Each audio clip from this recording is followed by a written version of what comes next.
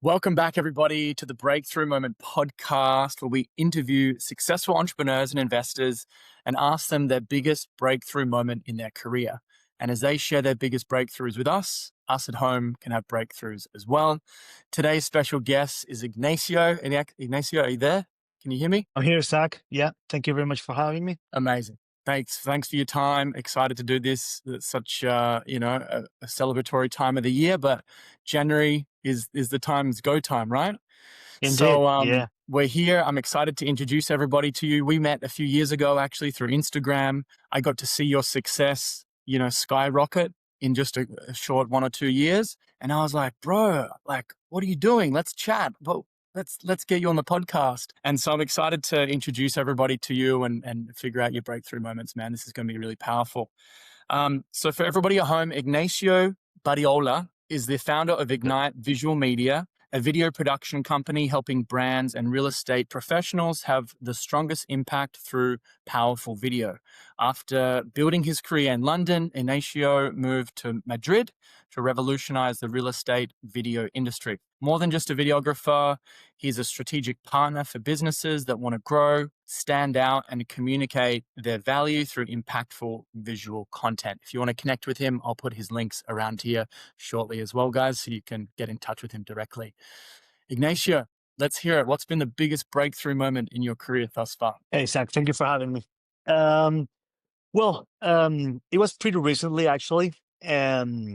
As you mentioned, I spent about 9 years in London, previously working on corporate, and before that in my home country, which is Venezuela.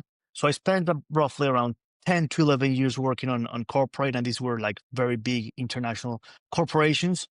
Um, so to go straight to the point and to cut the long story short, about 3.5 years back, I met who is my now wife. When we met, sh- she saw something in me. Like she hadn't known me for a while, for a long while, but she was like, It seems like you have a lot of potential. You seem like someone that has a lot of leadership capabilities, and somehow you are like not kind of depressed. I feel like you're in a hole in your life. Like, what's going on? So I started opening with her, and I started telling her my life story and how the past 9 years, like for the last 9 years in London, like my happiness and my motivation to work, live, fully, to enjoy life, at all, skyrocketed down. Or you wouldn't say skyrocketed, right? Like I don't know, fast drop, drop pretty fast. I started sensing it when it started happening. I remember telling my family, like, I can't believe this is everything life has for me. Like when I was 18, 19, 20 and full of life, I was like so eager and so ambitious to do stuff in life. And I told my family, like, this is my life now, and this is gonna be my life for the rest of my life. Like I'm a corporate employee. This is what I earn. I'll probably earn 2-3% more every year for the next 40 years. Then I'm gonna retire, and wow, this is my life. Like, I come from a family that were business owners, so that was never an issue. Like salary or working for someone else or working in big corporates was not something they were used to. But obviously, the situation in Venezuela, I had to try my luck somewhere else in the world, and suddenly, like life reality hit me. Like if you don't do anything, that's gonna be you for the rest of your life. And I've always been like very ambitious, and I'd like to work for my things and conquer objectives and that sort of stuff. But it all just died in me. It all died throughout these 9 years in London. I sort of got complacent with that sort of life, because I couldn't see an exit. I was like, what? I've spent my last 9 years working on the financial industry, which I hated since I started. I always hated the financial industry. I didn't know much about it. Like, I didn't understand the financial industry, to be completely honest. And I was just working to pay rent. I was just working because that's what you're supposed to do. Like, you just go to your 9 to 5, you work, you get home, and that's it. My now wife, when she met me, she sort of saw that in me without me telling anything to her. She was like, "You seem like someone that had a lot of life, and now you're sort of like dark. There's something wrong going on with you." So I started opening up with her, and I told her like how I was when I was younger. On my teenage years, on my early 20s, how I, did jobs and small things back home to earn money and to fulfill goals and to always, improve on stuff. I've always practiced sports, so I was like very ambitious on sports. I was very dedicated, and I would sacrifice anything for, to get what I wanted to get. And when she met me, it was the complete opposite. So she was like, we need to reignite that light. We need to reignite that light. I know I was doing YouTube at that time, sort of on the side. I was doing powerlifting, so I was just recording myself doing powerlifting. Sharing some nutrition tips, lifting tips, sort of vlogs, and just sharing my life outside of my 9 to 5, just sharing my sport life. And I really liked the video making part of it. Like, it's not that I liked like doing vlogs. I really like filming myself and editing the videos and trying to get creatives with transitions and stuff. And she was like, I see that you really love that. Why don't you give it a try? Why don't you do videography? Why don't you try it? And I was like very reluctant. I was like, what? No, there's no way. Like, videographers probably don't make much money. Like, what? I'm gonna leave my job just to make half what I'm doing? Like, videographers don't get paid shit. That's what I believe. So she was like, "That's not true. Let's give it a try. Why don't we try it?" Obviously, this was like 2 months of talks. It was not like day to night, but about 2 months of talking. She was like, "All right, it's time to do it. I'm gonna get you. I'm gonna do some research, and I'm gonna make something happen." She did the research. She found about 5 to 6 websites that were taking in UGC, so user generated content. This is, all about it, Zach, but just for the people watching, this is when the user of the service or the product generates the content themselves. So it's not professional commercials, it's not professional marketing. It's just like grabbing your phone and filming yourself using the product and just talking how good the product, how good and how much you like the product you're using.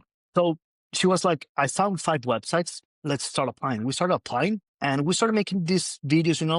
At first it was very fun because I would get stuff for free, like very cool stuff that I was actually wanting in my life. I would get it for free, and the companies were like, you just need to make a quick 10-second video, 15-second video, just talk about the product. And dude, I would put so much heart into it. Like, I would literally make a production out of it. Like, I would write scripts. I would use like lights. I had lighting at home, like videographer lighting. I would use like top notch gear, not top notch, but I would use quality gear. I wouldn't use my phone. Like, I was like, I'm not gonna use my phone for this. Like, I'm gonna use a real camera. I'm gonna produce high quality um, content, which it might not be what really companies want in UGC. Like, they want like really more organic, less sort of professional cinematic. But either ways, it worked wonderful. Like, the companies kept coming back, like, dude, we love your video, really love it. Can we do another video? Can we send you more stuff? Or can we maybe pay you something and you make more content of that stuff? And so I started to see, that it was possible, because at first I believed, I thought the market was like oversaturated with videographers. So I was like, I'm not gonna be someone who's just coming out of doing nothing related to videography and now start a videography business. Like, no one's gonna want me. Like, there's probably videographers that have been doing this for 10, 15, 20 years, and everyone knows about them, and all the companies know about them. So no one's gonna hire me. But these companies, they showed a lot of interest and a lot of they showed that they really liked my work.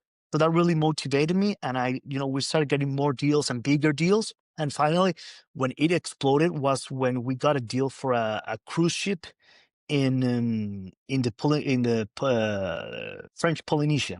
So we got a cruise ship for 10 days through the French Polynesia. It was around 10,000 British pounds at that time for the cruise for both of us.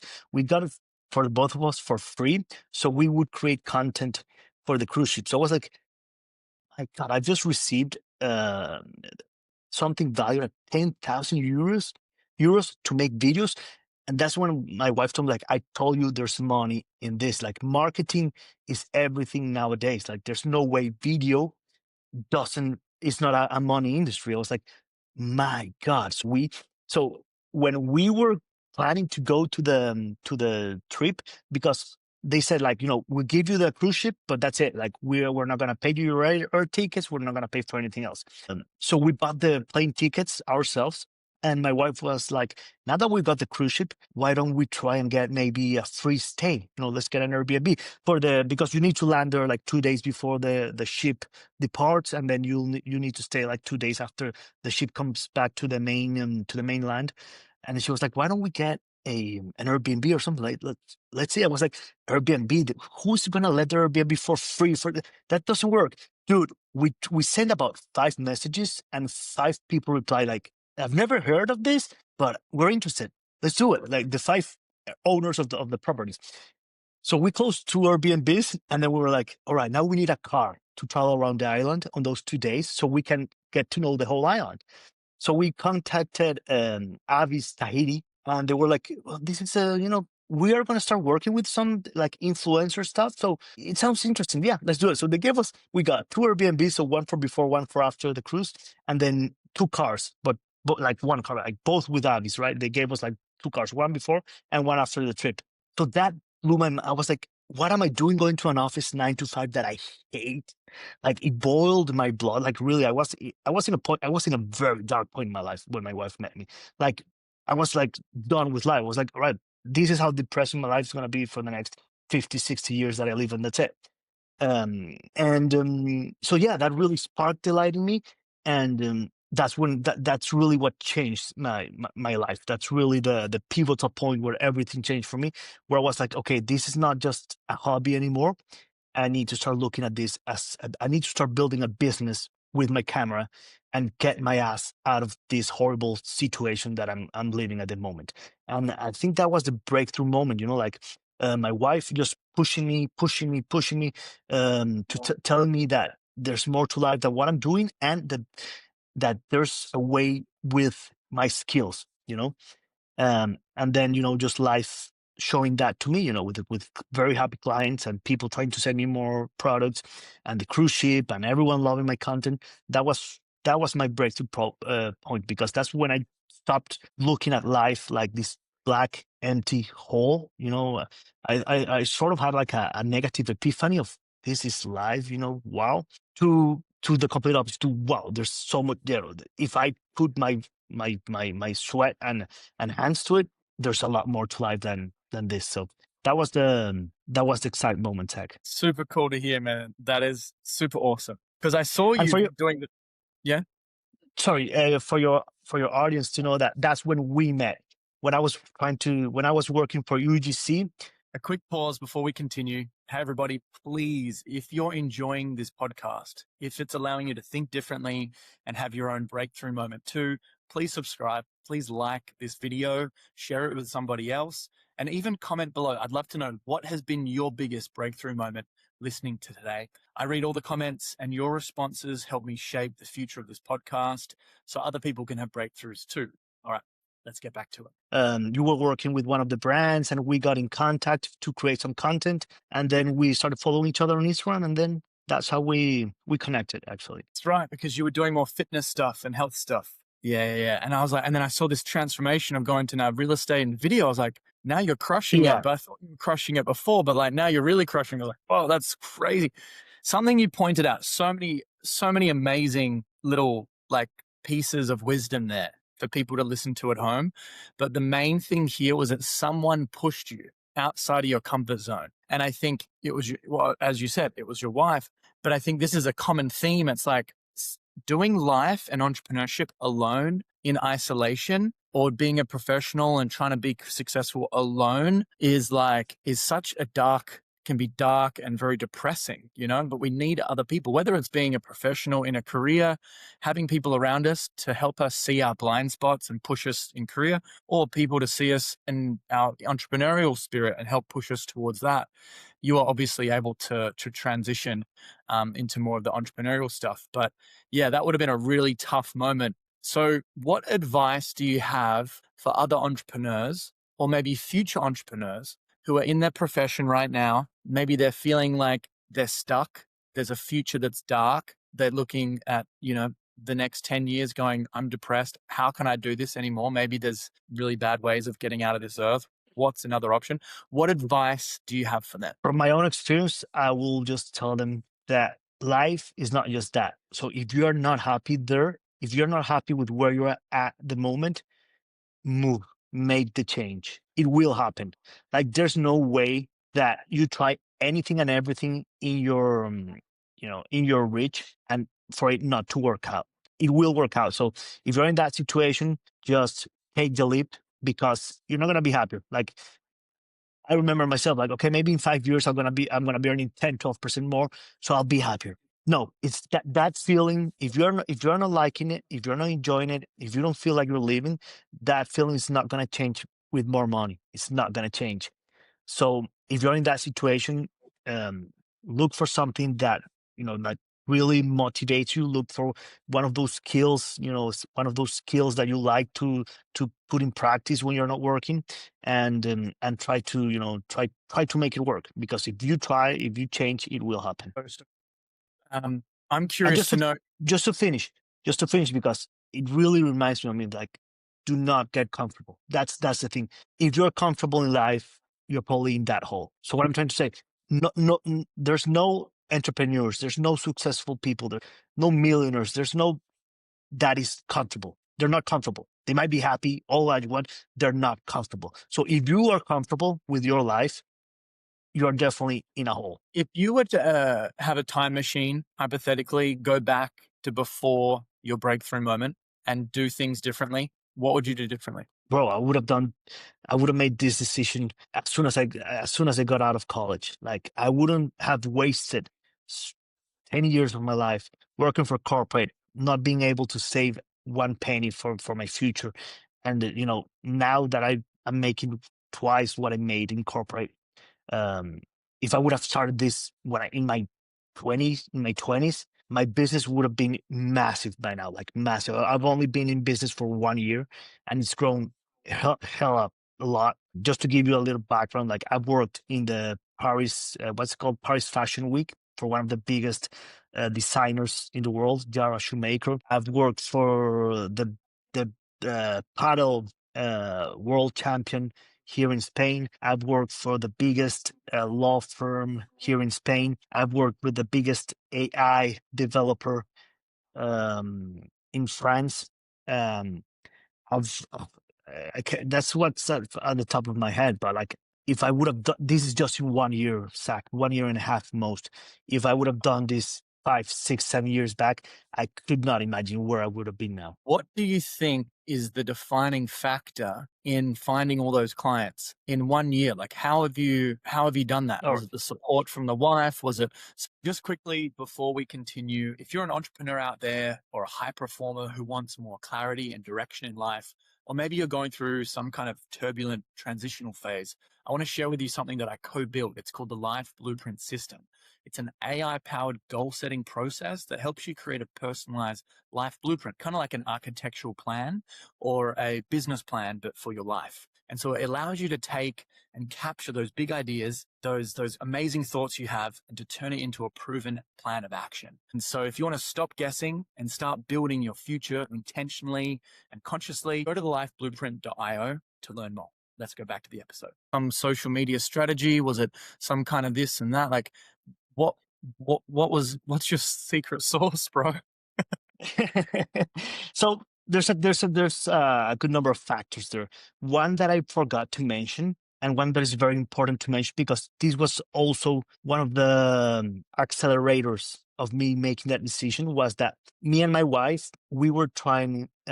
She was trying to enter the UK. I was living in London, as I said. My wife is from Brazil, and we were doing the bureaucracy to get her into the UK as my wife. So she had to leave the UK to Brazil so we could process the marriage papers, and then she could get her wife visa and come back to the UK. So when she left to Brazil, we started doing all the process, and it was so difficult. Like they were making it so difficult for us and so expensive that we spent 1 year trying to get it done. And throughout that year, I would kept traveling back and forth to Brazil to spend some time with her. and around the world with this Airbnb trips and stuff. We would close like great deals around the world. We would take like mini caravans in Switzerland for, for 4 nights, all for just for creating content and Airbnbs. So all that stuff kept happening for a year. And when they finally told us how much it was going to cost us to get her to the UK, plus how much it was going to cost us 2.5 years after she had entered the UK, plus how long it will take her to get the residency, and how difficult everything would have been, that she wouldn't be able to work for the first year and stuff. We're like, is this actually worth it?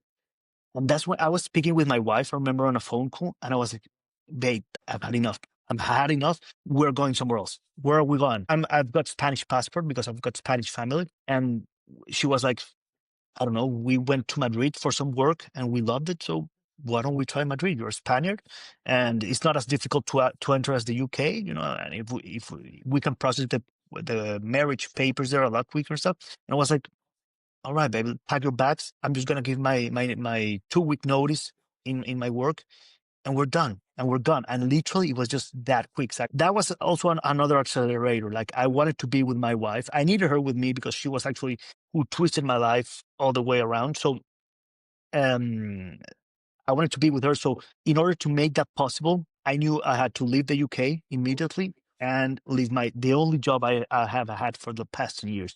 So that was really the moment when I was like, okay, now videography is my thing. So I had done a couple of gigs, not UGC anymore. Like, these were proper videography gigs. And I was like, okay, now I'm just going to do that. And I gave my 2 week notice at work.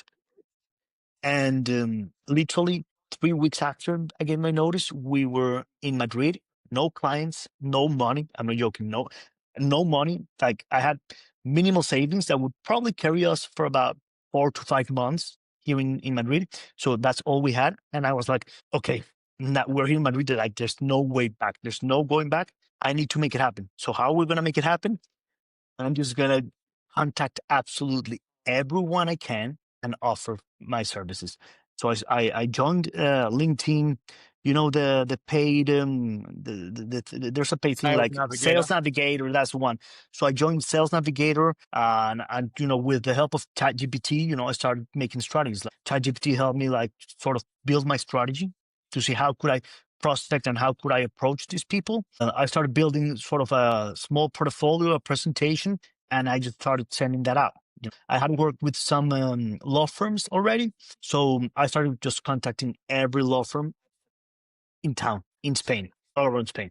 But by then, I still wasn't niched down to real estate. I was still taking in absolutely anything I could. So I just started reaching out, sending emails and LinkedIn stuffs, and contacting people through Instagram. And I started landing clients. I don't know if it's, to be honest, Zach, I don't know why it was like, because my strategy to reach out, it really wasn't that much special. I don't know. It wasn't that different than what anyone else can do. It was just an honest email saying, hey, this is me. This is what I do. This is what I can do for your business. This is how I can add value for your business. Do you want to jump on a call? Literally that simple. But I believe it was just the persistence, and that's it. The persistence. I did get 1,000 no's before I get any yeses, but something in the universe clicked that I started getting all these big, massive projects. Like, I don't know, everything just aligned, all the universe aligned for me to get all these big projects. And the good thing is that out of those big projects came out bigger projects. So yeah, I think I didn't do anything special. So just aside from persisting, being on it, sending a lot of contacts, and just being on it, just being on it. Colonel Sanders in his 70s, he pitched KFC apparently over 1,000 times, like 1,009 times before he got a yes. And most people go out there pitching their business and they get one or two no's and they quit. You know what I mean? So it sounds like there's a couple of key things here that happened for you. One, you had the support and love from your wife and the desire to stay together, right? To travel country, to just make it happen. It wasn't happening here. Let's figure out another way. Like, it was a non-negotiable to be with your wife. And it seemed like moving to a new location, I can relate to this too, is like you burnt your boats. You quit, you moved, and you kind of like burnt the boat. So there's no option. There's no plan B anymore. And then you just went, there's like a change in mindset that I'm hearing from you. Instead of when you're in your job, you're going, oh, maybe like, what if it fails? You're focusing on failure. What if it fails? And what if I can't do this? And what if instead of that, you switched it to what if it works? What if it works? What if we can do this? Like, I've done it now a couple of times. Like, what if we can do this full time? And I can see that as Absolutely. like, oh, wow, that was the opening. But how many people did you approach? Like when you said you went and talked to everyone, there's just like hours. Like I think a lot of the time when people are starting their business for the first time, they don't realize how much work is required in that first year to really get Yeah. off the ground. Like, were you emailing 5 people a day from LinkedIn or 100? Like, what did it look like? Pause before we continue. The first way we as entrepreneurs introduce ourselves when we walk into a room, it's our energy, right? People feel that. And secondly, it's our face. How healthy do we look? So for the entrepreneurs out there who care about how they show up, I'd love to share with you personally. I've been utilizing some Korean skincare products now just for over a month, and I had no idea about them up until, even just 2 months ago. But it's by far one of the best investments I've made for my skin. I feel it's literally making me look younger, and it has this like glassy, super fresh look. And so this is the number one exported Korean beauty brand and skincare line in the world. The ingredients are second to none. Even pregnant women can utilize them, because out there's so many products that have toxins in them that really make our face not healthy over a long period of time. And so if you're out there and you want to match the energy that you output with how healthy you look, you can trial these products risk-free for 30 days. If you don't like them, send them back and get all your money back. If you're out there, if you're curious, check out the link below to learn. Let's get back to the episode. So I was reaching about, I think it was 150 people, the max you could message through LinkedIn. So I was reaching 150 people every day. I was reaching the max that LinkedIn would allow me without banning me. No, I'm mistaken. Sorry, I think it's not 150. I think it's 50. Can't remember exactly. I know there's a 50, there's a 5, so it's either 50 or 150. But I remember that I was meeting that threshold every day. Like, also, I had forgotten about this. Well, my wife is amazing. I had forgotten about this. My wife would sit next to me on her laptop, and we would get this list from Sales Navigator. I would give her half to her, half to me, and she would message on my behalf, and then we wouldn't send up until we had reached the full list. Yeah. You just maxed it out. You're like, it's happening, and 2 feet in. There was no like 1 foot in, 1 foot out. It's like There was all there committed. was I had nothing else. Like I literally had nothing else. I had my camera and my camera equipment. I had a very small portfolio, but I knew I was good at it. Like I would spend so many hours just eating YouTube videos and learning how to shoot properly and how to edit and how to light and how to all that good stuff, that I was like, there's no way I've got all this knowledge in my head and I cannot put it to practice. Like I know so much technically, I need to have the work to put it in practice. So I was like, there's no way out. Like this is my thing and I love it. I absolutely love videography. Since the day I started shooting myself, like I loved videography. So I was like, this is my thing. If I want to be happy, I need to make money out of this. And yeah, that literally was it. Like I burned my ships and I knew there was no way out. And I had to sustain my wife. We were married, so I had to provide for her. She works as well. She's a photographer. So, but I knew that I had to be successful. Like I had to be someone. And I remember like one of my biggest clients now still mentions this to the day. Like when he met me for the first time, um, I was like, "Hey, I've just arrived in Madrid." He's a real estate agent, one of the biggest ones in Madrid, by the way. He was like, "Hey, I've just arrived in Madrid. I'm a videographer, and I'm here to revolutionize the real estate video industry. Let me make one free video for you. I won't charge you anything. I'm just going to show you my work, and then we'll see how it goes. And if you like, we'll sit down and talk."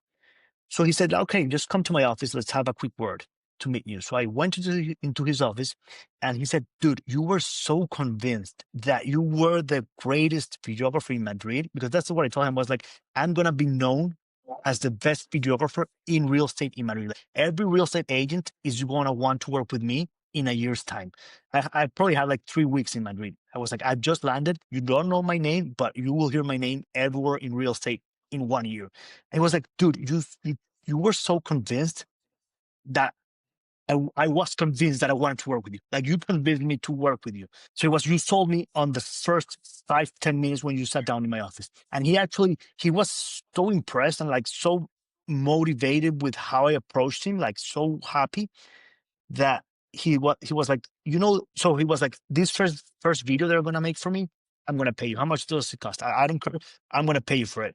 I was like, all right, let's go for it. So I did make this first video. I didn't charge him. At the end of the day, he was trying to pay me. I was like, dude, that was my word. The commitment was to do it for free. So I'm not gonna break my word. Let's just let it go and let's start working with me, So yeah, I didn't charge him, but he wanted to pay for me for that work. And yeah, and another thing that he said, he was like, there was something in your LinkedIn that told me to open your email, because I receive about 5 emails from videographers every day on LinkedIn or email, or I never opened them. Like I couldn't care less about that. Like I didn't need. He was already working with a guy, so it was like I really wasn't interested. But something in your email told me to open it. I opened it, and something in your email told me to reply. And that same thing happened with an agent in Barcelona. I sent a very similar email. I was like, hey, I'm in Madrid. I'll cover the cost of traveling to Barcelona. I'll do this one video for you for free. Blah, blah. And the first thing she replied was like, I don't know why I opened this email. Never, I hate these emails. Oh, sorry, these LinkedIn DMs or whatever. I hate these messages, but let's jump on a call. And then, yeah. Oh, that's such a cool story, dude. I'm getting like so energized and excited. Like, oh my God, like it gives me belief, and it gives us belief at home to go far out. Like it's possible. It's You possible. need If to you can do trust it, yourself. I can do it. It's trust yourself. It's back yourself. It's burn the ships. It's get support. It's build a Yeah. vision. It's like, have that belief and conviction, and that, in a way, this is the, the fine line between visionary and crazy. It's like, I have this vision. I'm going to be this. It doesn't exist yet, but I'm going to be this. It's like borderline crazy. But at the same time, it's that energy that you bring to that of like, this is going to happen, this certainty. And in the world, it's the leaders that have certainty. If a leader's not certain and they're like, oh, I don't know what's going on, like you can't trust someone. You can't follow someone who's indecisive or unfocused. Yes. And so, but the alignment that you had in terms of like the mind, body, spirit, timing and everything, and you just going all in, I hear it. And it's just like, it's such a cool thing. And what you're talking about is heart. Your wife realized the heart, and you're like, this is what I love to do. I took notes. It's like you mentioned that you loved it before that you turned it into a business. You loved it. And I Yes. think Yes. that's, Yes. they say, if you can do what you love and love what you do, you never work another day in your life. Now, I'm sure you work harder than anything you've ever done before, but it's like, it's fueled by purpose. It's I've worked more than ever in my life. Like I now realize how little I used to work in corporate, and I used to complain. Like every hour would feel like an eternity, and I would feel like I was working so much. I was working, my life out of my body.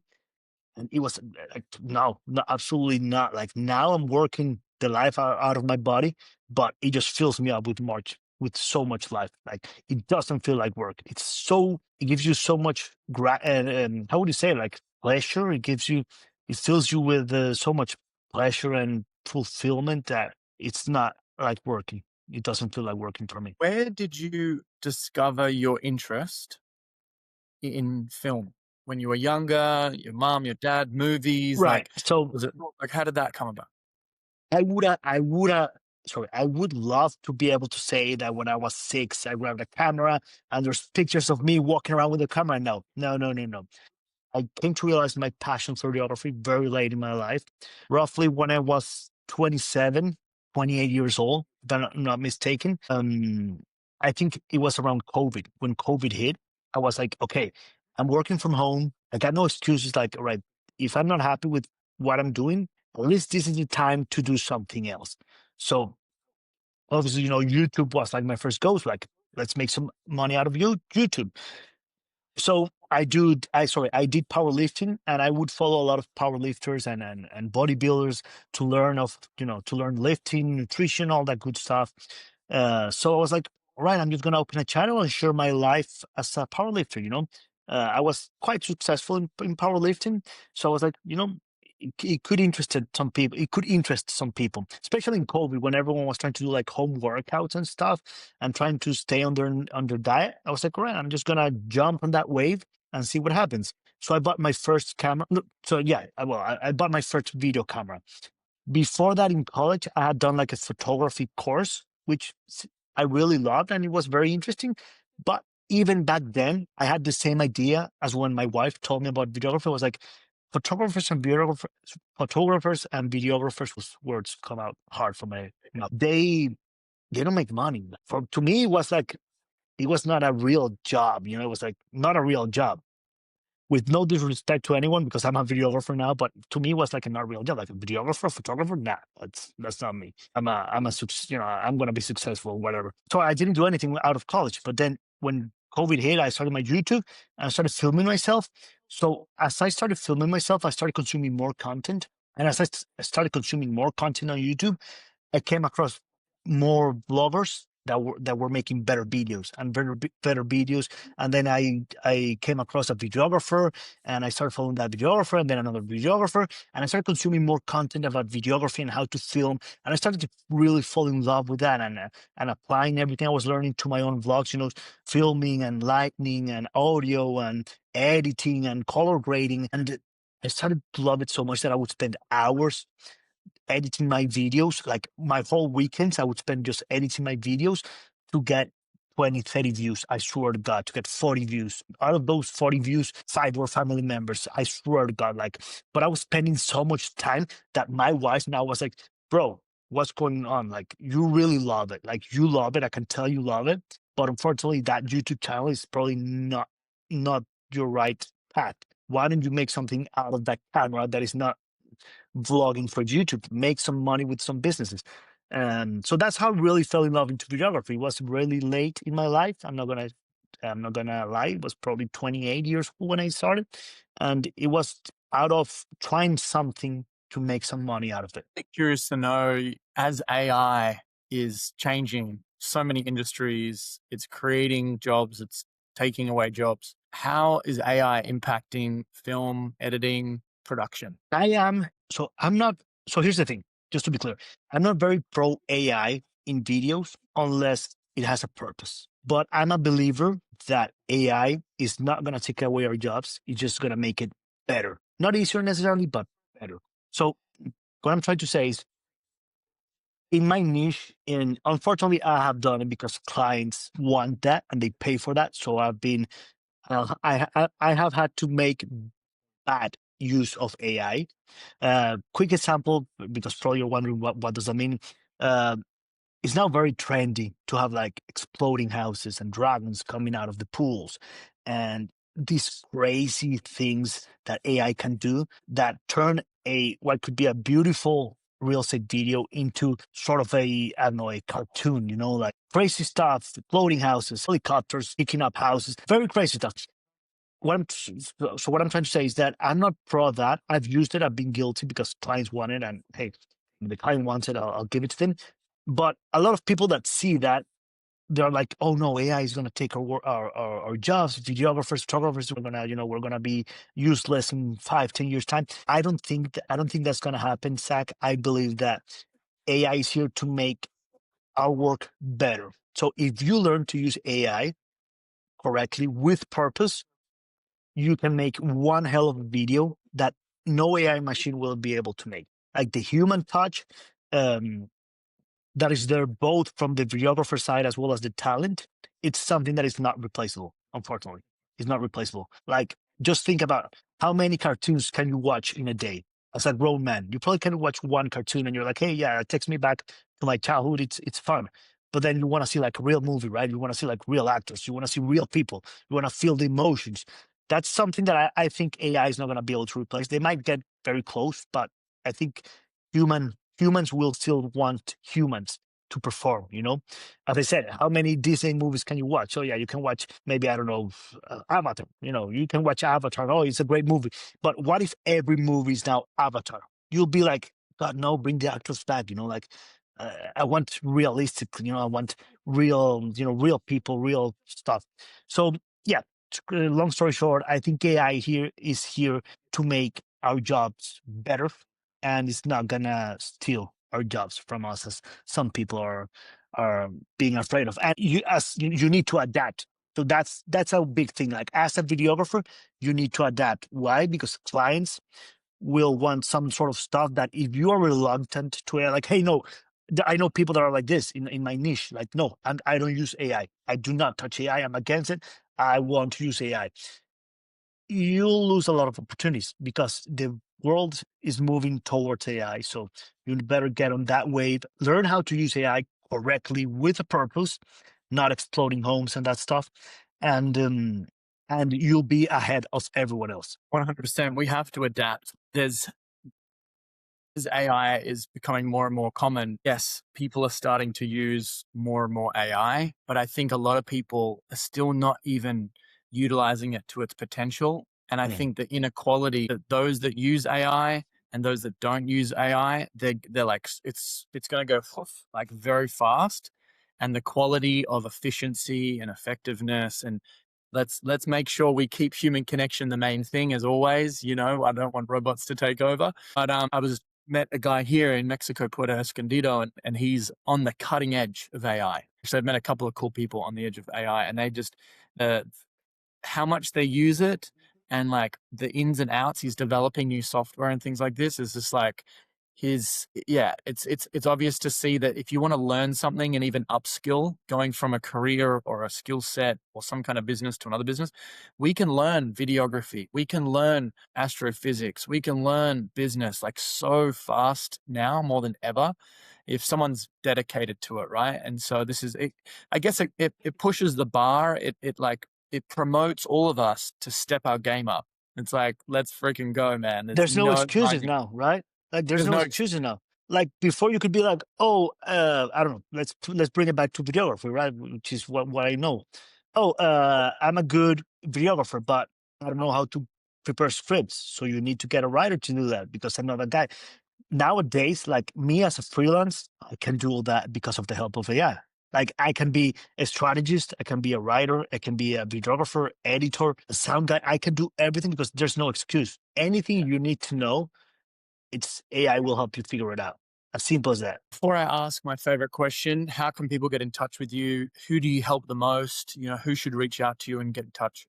So if you're in real estate, well, that's sort of my niche now, like realtors and real estate agencies that want to grow their brand, that want to grow on social media, that want to be known, that want to be different from everyone else in their city. That's what I'm known for. If they want to build trust, if they want to get, better connections with proper prospects and get the right eyes on their feed, on their social medias, that's what I'm known for. They can contact me on, I'm guessing, either on my Instagram, which is at ignacio.badiola, or on my website. You can visit my website, which is ignitevisualsmedia.com. Um, but I still do other interesting projects. So if you're a brand or someone that wants to grow a brand, that wants to connect with their audience, that wants to show, the human side of the brand, if you want to build trust with your viewers, then that's basically what I do. Yeah, amazing. All right, guys, we'll reach out. I'm going to put the link around the video. Please get in touch. My favorite question is this. If you were to challenge us at home, we're listening, everyone's listening right now, and you want to challenge them to stretch their mind, their business, their life, what challenge would you want them to impart, to take on board? A challenge for today, this week, this month, this year? What would be the biggest challenge that you could impart with everyone today? I would challenge them to really reflect on their life, really reintrospectively reflect on their life and evaluate if they're happy with where they're at. Be honest with yourself. Are you happy with where you're at? Are you happy with what you do on a daily basis for work? Are you happy with how you are in your life? Are you happy if you are still the same person in 10, 15 years time? So if we move forward 20 years from now, and you're still earning the same, you're still doing the same thing, you still have the same amount of free time in your hands, will you still be happy? Will you still be really happy? And when I say reintrospect, it's like we like to fool ourselves that we're happy. Even if we're not happy, we like to fool ourselves. We like to say that, okay, you'll get better. I'll just continue and it'll get better, or it's not that bad. My friend has it worse, or I know people that has it worse. I've been worse. Like, no, like be honest. Like, are you really happy with what you have now? And that should light up some bulbs if you're not where you should be. It's that process that I think, if I could wish, everybody, especially this time of year, just to reflect and audit and just review the last 12 months, 5 years, 10 years, and go, am I really happy? Like, because whatever happened last year is probably going to happen this next year. What happened in the last 5 years is probably going to happen in the next 5 years if we don't reflect, learn, a shift. And yeah, checking in, self auditing, that process is super, super important. And now more than ever, this AI thing with business and opportunities and meeting people, that one conversation can change everything, right? And so I One think now, email changed everything for me. Literally, one email got me my biggest client. So yeah, just as you said, just one conversation, one handshake, one thing, 1 second can change your whole life. So cool. I just have one last question that just came to me because I was like, oh, if someone's out there, and we're doing it at the end here. So if anyone who's listening is like the people who are dedicated right now, it's not going to be everyone, but those who are listening, it's like, how can we get more Airbnb trips? You know what I mean? Like, how can we get more free like accommodation? Is there any strategy, like any tips you can share, or I'm happy to share them because, I mean, happily, I'm in a place now where I can pay for my own Airbnb. So that's something that I don't do because it is very hard work. Like, I'm not going to joke. We would trade our services for 3 nights, and it was work all 3 days.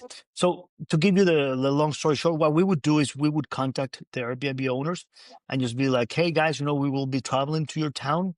We are a professional videographer." I would chug in the word professional there, and I really wasn't professional, but hey, we're a professional videographer and photographer. We'll be in town for a couple things. We would really like to stay in your place, and we've seen that your photos are not as good as they could be. So let us handle that. Just give us the rest of the place for free, and we'll give you an album, a portfolio of photos and videos that then you can use in Airbnb and on your social medias. And that was basically it. Literally, that was basically it. We'll get a lot of no's, as always, like a lot of no's, and then out of nowhere, a couple people would say like, that sounds interesting. It's never heard of that, but that sounds like a cool thing. Yeah, absolutely. If the place is free, they usually, they usually don't have any issue. Yeah, it was just contact. Zach, just sending messages, just contacting people, contacting the owners, and offering our services in exchange of a free stay. awesome. Super cool. Super cool. Great value. This has been, pearls of wisdom here and a great motivation for people listening at home. If you're listening, like this podcast, share it with someone else. Who do you know who would really benefit from this lesson, this story, this, spark of inspiration? Who's out there, maybe in a job or in a career that they're feeling like they're just not going anywhere, feeling unfulfilled? Send them this link and share it around. And maybe they can also have a breakthrough moment as well. Brother Ignacio, thank you so much for your time. We'll see you next time. Thank you. No, thank you for having me, Zach. It was a very nice and interesting conversation. See you soon, brother.